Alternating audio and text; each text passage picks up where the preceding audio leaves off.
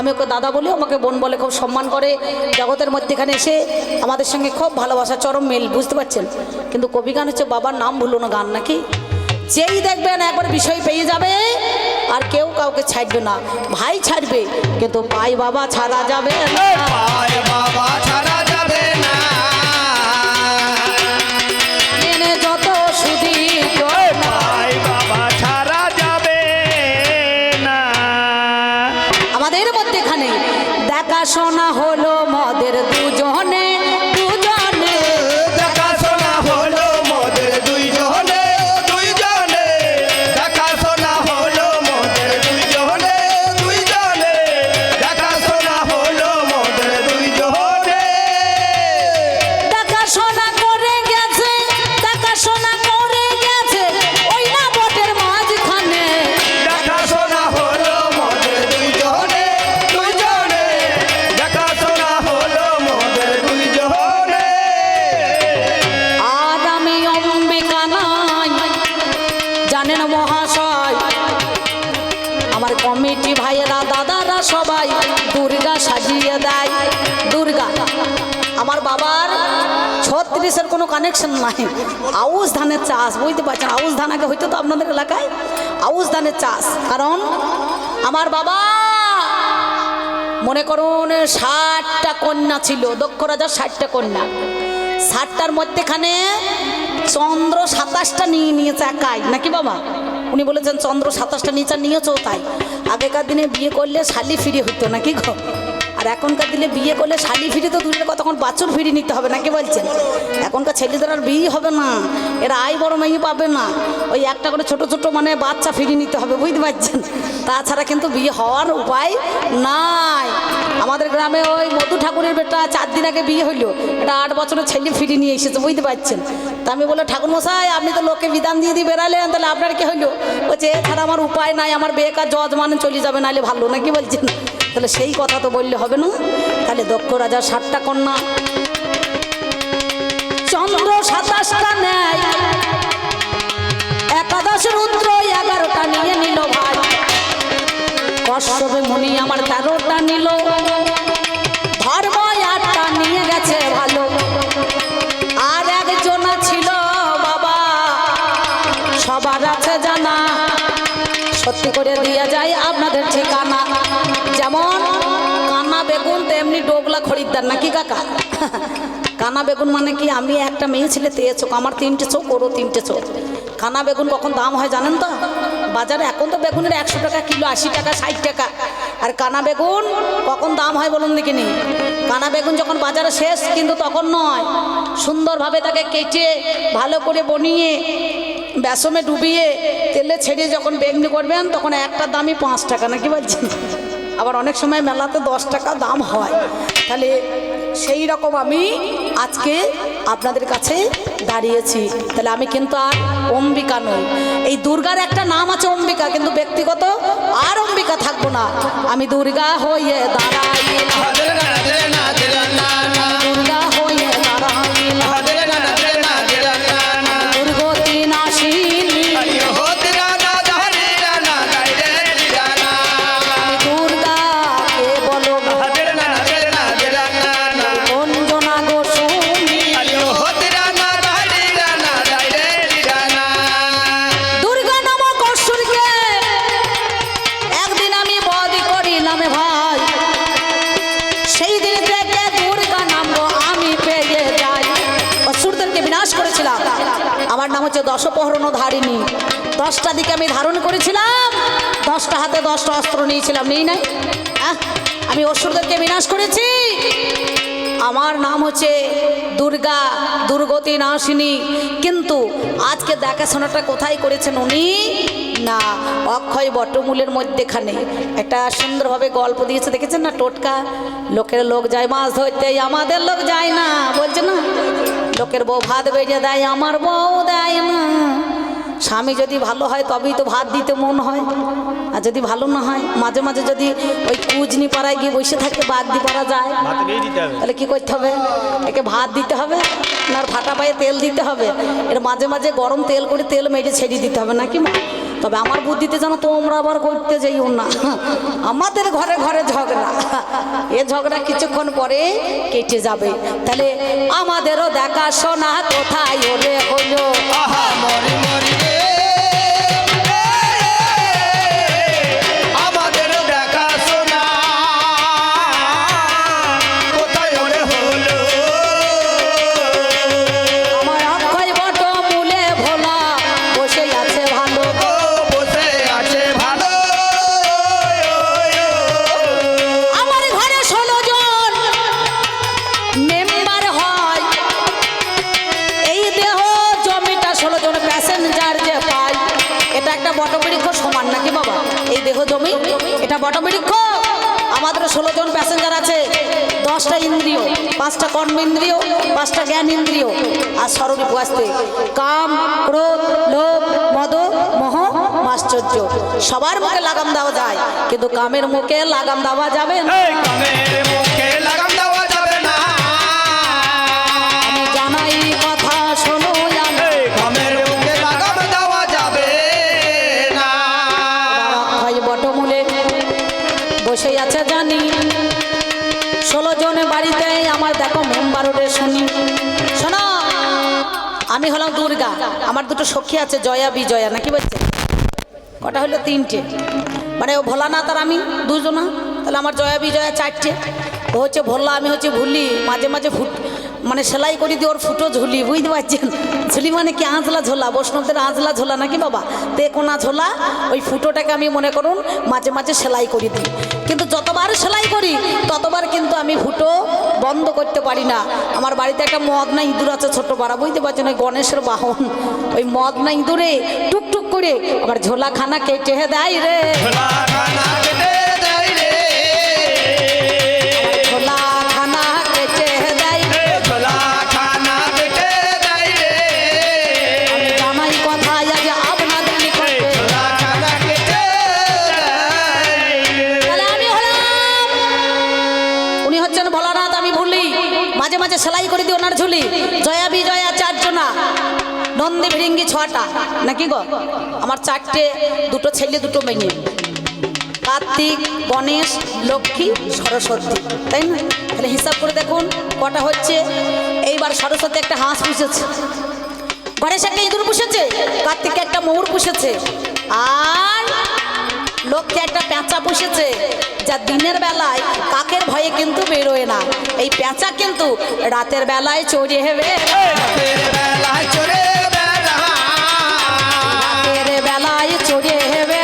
রাতের বেলায় চড়ে বেড়ায়, আমি কথা বাবাই আপনাদের জানা। রাতের বেলায় চড়ে বেড়ায়। আর তুমি যেটা বলছো না, ওটা ইঁদে নয়। মহাদেবের কাছে কি আছে? ষাঁড়। ওটা কিন্তু এইটে নয়, এইটে আলাদা, ষাঁড় আলাদা, বুঝতে পেরেছো? এইটার সঙ্গে ষাঁড়ের জোগাড় দিতে চাই না, বলে না কথায়? ষাঁড়টা হচ্ছে আলাদা। এ দেখো ইউটিউব হচ্ছে, আমি মিথ্যা কথা বলছি নাকি সার্চ করে দেখবেন। হ্যাঁ, এটা কি? ওটা হচ্ছে ষাঁড়, পুরো ষাঁড়। আর আমার বাঘ নয়, এটা হচ্ছে সিংহ। দুর্গার কাছে কি আছে? বাঘ আছে না সিংহ আছে? ভালো করে শুনবেন, তাকিয়ে কিন্তু কপি গান, তাকতা হুচুম নয়। ইউটিউব চলছে, বেকার হয়ে গেলে পরে, কায়দা হয়ে গেলে পরে বাবা বিপদ হয়ে যাবে, না কি বলছেন? বলে অম্বিকা দি গান করতে গিয়েছে, লোক শিক্ষা দিচ্ছে, বাঘ বলছে, বাঘ কোথাচ্ছে? আসলে তা লয়, ও তো বাঘ দি পারা যায়, ওই জন্য ওর বাঘটাই বেরিয়ে পড়েছে, বুঝতে পারছেন? হ্যাঁ, ও মাঝে মাঝে বাঘ দি পারা যায়। আমাকে বলছে না, ঘরে অন্নপূর্ণা, অন্যের অভাব না, তাই আমি ভিক্ষা করতে যাই। এই মানুষ ভিক্ষা করে অভাবে, আর এক করে স্বভাবে, না কি বলছেন? অনেকজনা দেখবেন কারোর সঙ্গে যদি কারো কোনো কিছু মানে সম্পর্ক, আমি বলছি না যে আছে, মানে থেকে হাসি দেখুন আমার মায়েদের মুখটা মধ্যে ঝরছে তো মনে হচ্ছে। হ্যাঁ, আমার ভোলানাথের মানে স্বভাব চরিত্র ভালো নয়।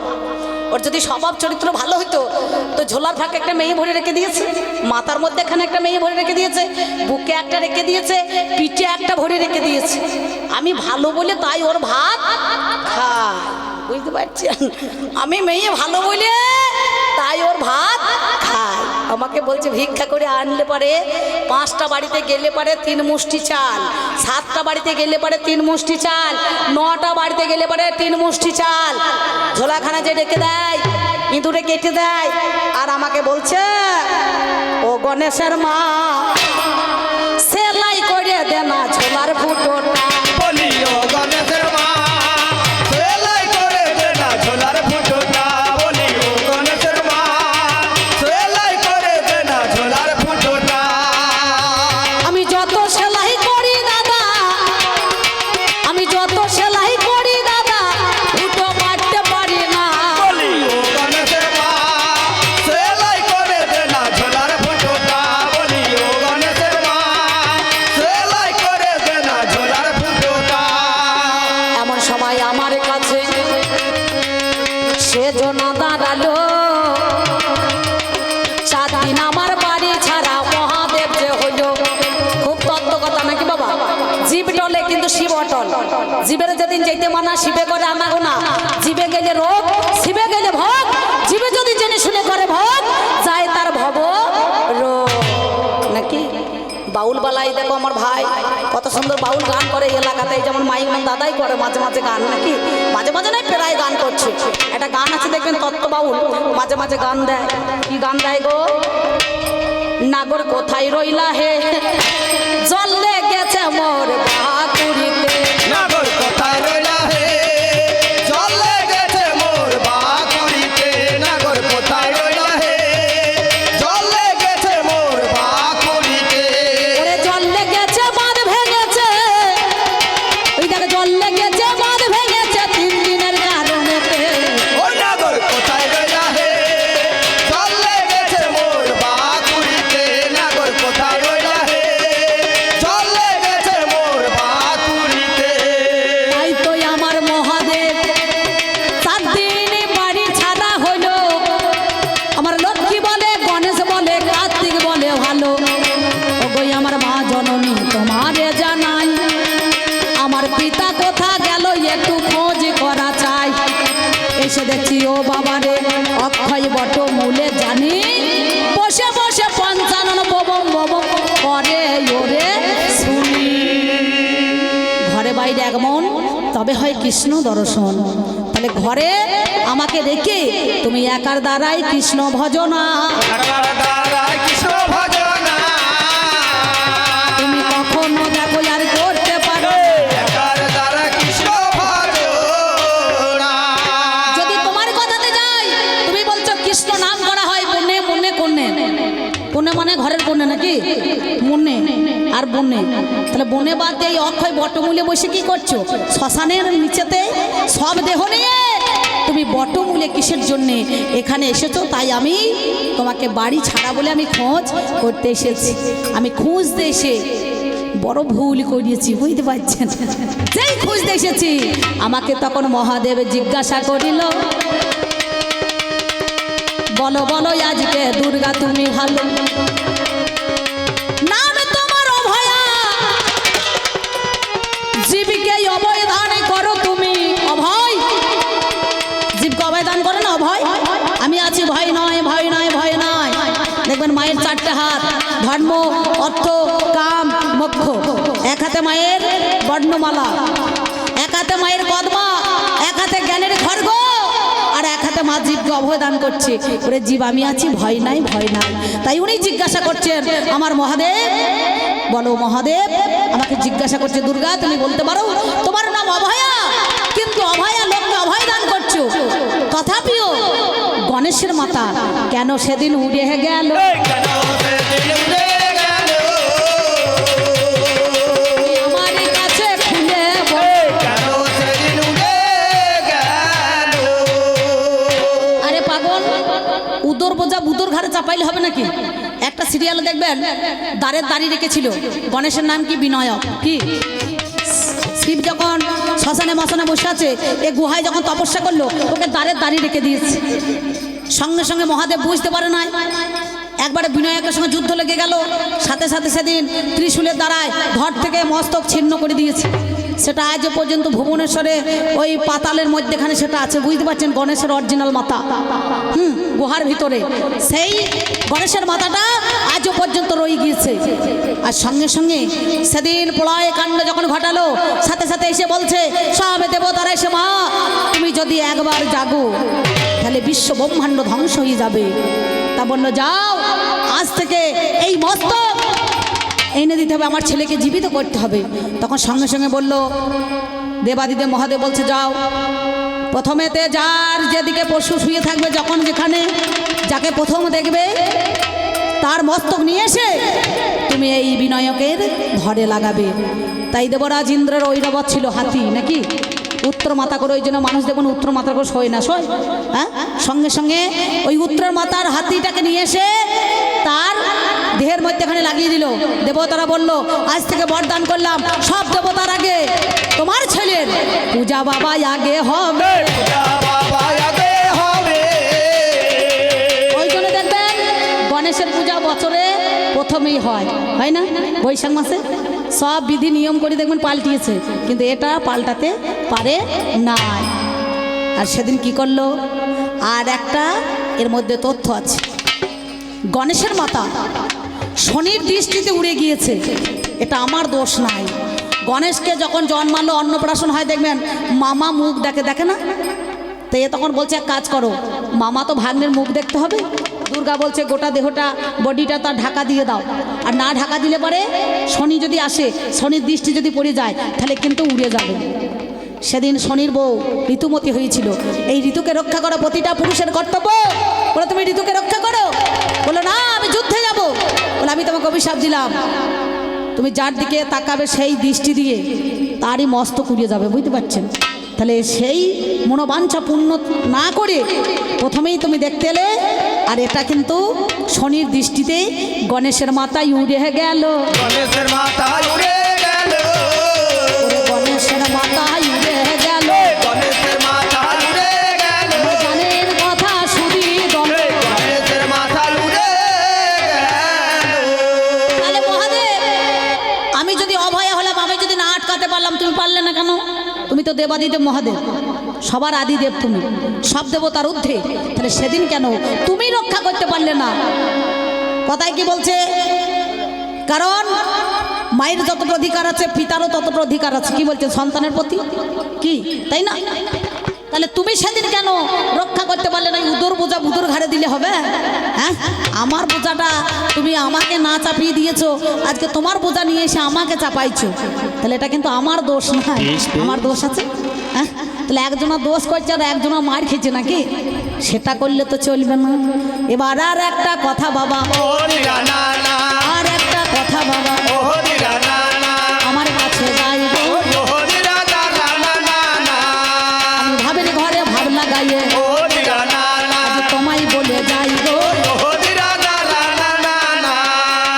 বলে বলে বলে আমার মহাদেব গো জানি, ও গো আমার বলো কথা শোনো গুণমন,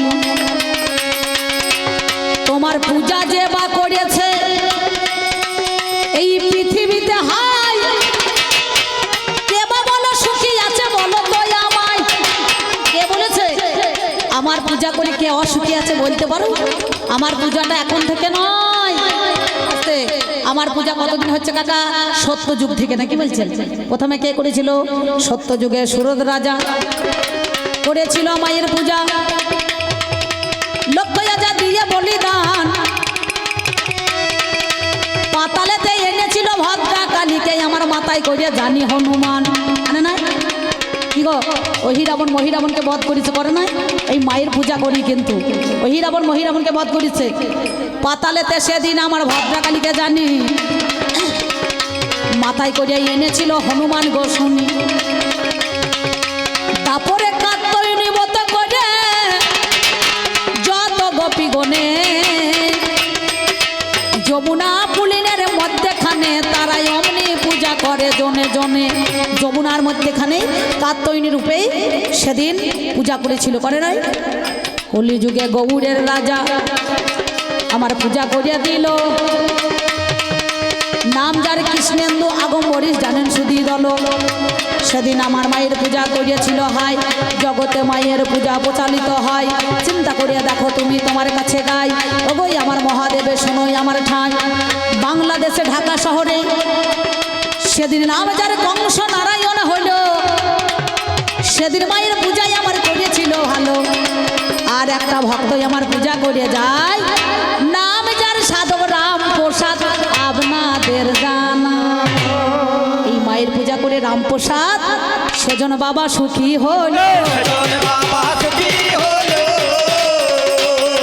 কৃষ্ণ প্রেমানন্দে একবার হরি হরি বলুন। সেজন বাবা সুখী হলো। সাধক রামপ্রসাদ এই মায়ের পূজা করে সেদিন কিন্তু সুখী হলো। আর আমার কাছে যে যা চায় সেই তাই পায় নাকি বাবা? মায়ের কাছে মানুষ করছে, মা আমার ছেলেটা চাকরি করে দে, তোকে জোড়া পাঁটা দেবো নাকি বলছেন, তাই না? তাহলে যা যা বলছে, আমার নাম হচ্ছে সর্বমঙ্গলা, আমি সবার মঙ্গল করি। আমার নাম হচ্ছে বিপদ তারিণী, আমি বিপদ তাড়িয়ে দিই সবার নাকি বাবা? দেখবেন আষাঢ় মাসের দিনে একটা বিপদ তারিণী ব্রত হয়, হয় না? হ্যাঁ, আমার নাম অভয়া। এইবার এই গেল মোর দুটি কথা, আরে না রে না রে না না। এই গেল মোর দুটি কথা, আরে ও দিরা না দারি রা না দাই রে দিরা না। আমারে বলিল আরে ও দিরা না দারি রা না দাই রে দিরা না। ভাবির ঘরে ভাব লাগাই, আরে না রে না দিরা না না। মহাদেব যে ভালো আরে ও দিরা না দারি রা না দাই রে দিরা না। বলছে, বলো দেখি বলো কথা, তুমি গুণমণি, তোমার ছিন্ন মস্তা রূপ দেখতে পাই আমি ওরে শুনি। এটা হচ্ছে ছিন্ন মস্তাটা, বগলা নয়, মাতঙ্গী নয়, সরসী নয়, ভুবনেশ্বরী নয়। হ্যাঁ, এটা কি না ছিন্ন মস্তা রূপ।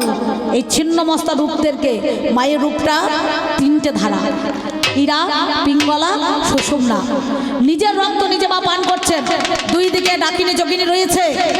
দেখবেন ঠাকুর মশাই যখন মিস্ত্রিতে ঠাকুর করে না ছিন্ন মস্তা রূপ, তাহলে মধ্যেখানটা দিয়ে দুই দিকে, একদিকে ইরা, একদিকে পিঙ্গলা, আর মধ্যেটা সুষুম্না, এবং একদিকে জয়, আহা, একদিকে জয়া আর একদিকে বিজয়। কেন? এই রক্ত পান করছে যাতে অসুরদেরকে মারার জন্য শক্তিশালী হতে পারে, যার জন্য সেই রক্ত যেন বিন্দু ফোঁটা মাটির মধ্যেখানে না যায়। তার নিজের রক্ত নিজেই পান করে নিজের দেহেতে বিলীন হল। নিজেতে হতে বিলীন হলো। আমি জানাই এই কথা, জানেন শুধু নিজের দেহতে বিলীন হলো। যেমন বড়াল দৈত্যকে বধ করেছে, চণ্ডামুণ্ডাকে বধ করে চামুণ্ডা রূপ ধারণ করেছে। কি বলছেন? মায়ের মেলা রূপ, একটা রূপ নয়। তাই জয়া বিজয়কে শক্তিশালী করার জন্য নিজের রক্ত